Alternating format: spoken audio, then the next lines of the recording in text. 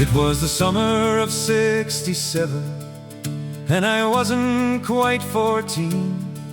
We took a trip to the old country to see things I'd never seen. It was in the far north of England, far from the bustle of London. Our kind had been sheep farmers for years beyond number.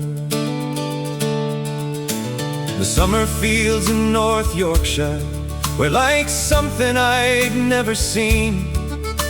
It didn't matter where you looked, everything was green. The old house where he stayed was built more than a century ago. The plumbing was outside the house because it was so old.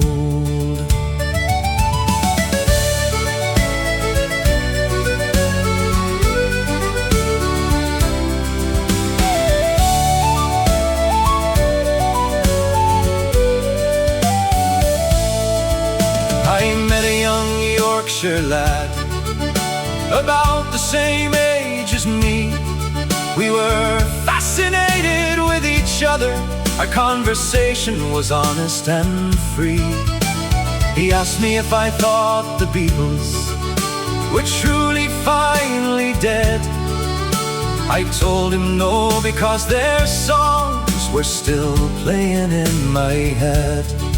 Dad and I took the train to Scarborough upon the English coast. 'Twas the biggest town around. It was a magical place for a young lad to explore things he'd never seen, to gamble with large English pennies. He relished his bountiful winnings until he hadn't any.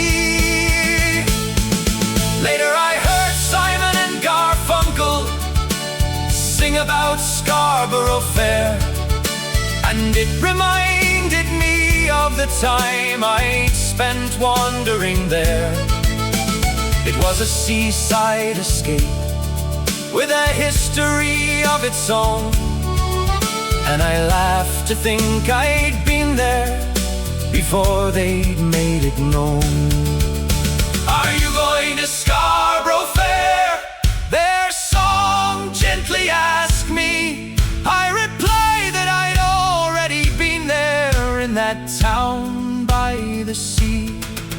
Seen ruins of abbeys and castles from before my country was born, and I felt the living history in places that were forlorn. Am I going to Scarborough Fair? I go now and then. I've been there before and stood on her shore, but I don't know if I'll come again. In my mind, however, I'll always come again.